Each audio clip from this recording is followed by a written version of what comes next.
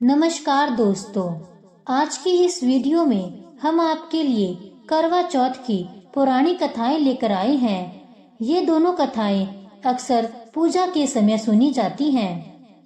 पहली कथा। प्राचीन समय में करवा नाम की एक पतिव्रता स्त्री थी। वह अपने पति के साथ नदी किनारे एक गांव में रहती थी। उसका पति वृद्ध था। एक दिन वह नदी में स्नान करने गया। नदी में नहाते समय एक मगर ने उसे पकड़ लिया। इस पर व्यक्ति करवा करवा चिल्लाकर अपनी पत्नी को सहायता के लिए पुकारने लगा। करवा पतिव्रता स्त्री थी।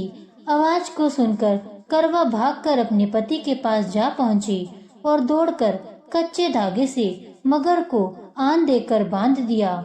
मगर को सूत के कच्चे धागे से बांधने के बाद करवा यमराज के पास पहुंच गई।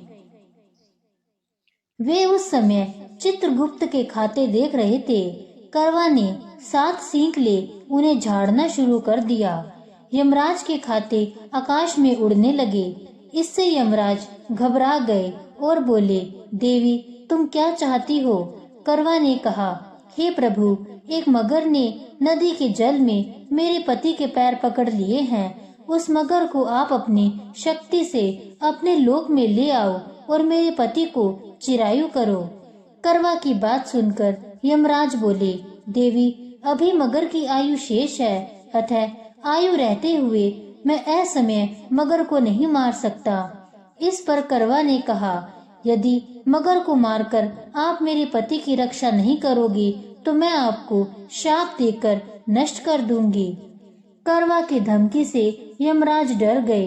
वे करवा के साथ वहां आए जहां मगर ने उसके पति को पकड़ रखा था।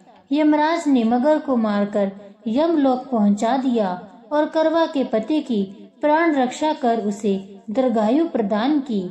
जाते समय वह करवा को सुख समृद्धि देते गए तथा यह वर भी दिया, जो स्त्री इस दिन व्रत करेगी उनके सौभाग्य की मैं रक्षा करूंगा। करवा ने पतिव्रता के बल से अपने पति के प्राणों की रक्षा की थी। इस घटना के दिन से करवा चौथ का व्रत करवा के नाम से प्रचलित हो गया। जिस दिन करवा ने अपने पति के प्राण बचाए थे, उस दिन कार्तिक मास के कृष्ण पक्ष की चौथ थी। हे करवा माता, जैसे आपने करवा के पति की प्राणों की रक्षा की, वैसे ही सबके पतियों के जीवन की रक्षा करना। दूसरी कथा।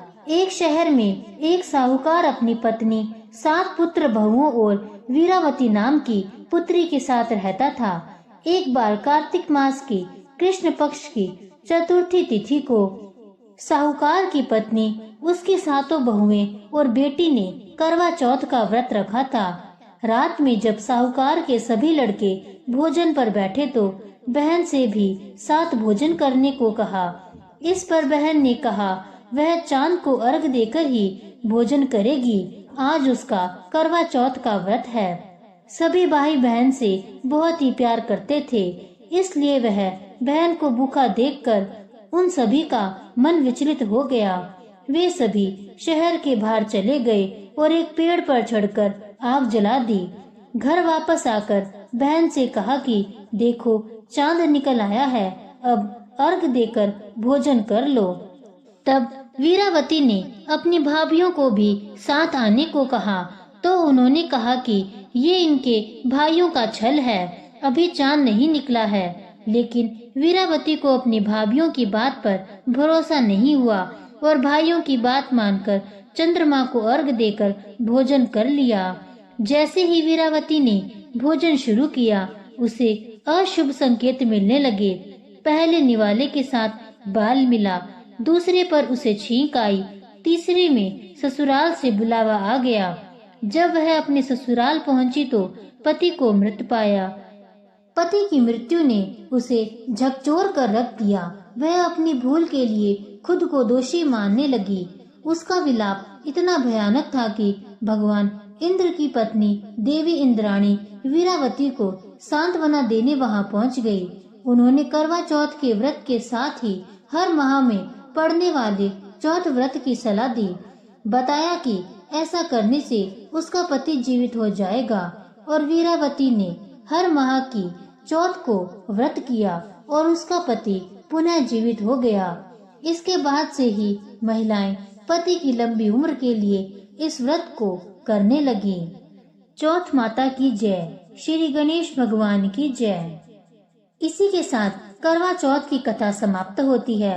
अगर आपको श्री गणेश भगवान की कथा सुननी है तो आप मेरे चैनल पर जाकर गणेश भगवान की कथा भी सुन सकते हैं। अगर आपको यह वीडियो पसंद आई हो तो मेरे चैनल को सब्सक्राइब जरूर कीजिएगा और इस वीडियो को लाइक करके सबके साथ शेयर जरूर करें। धन्यवाद।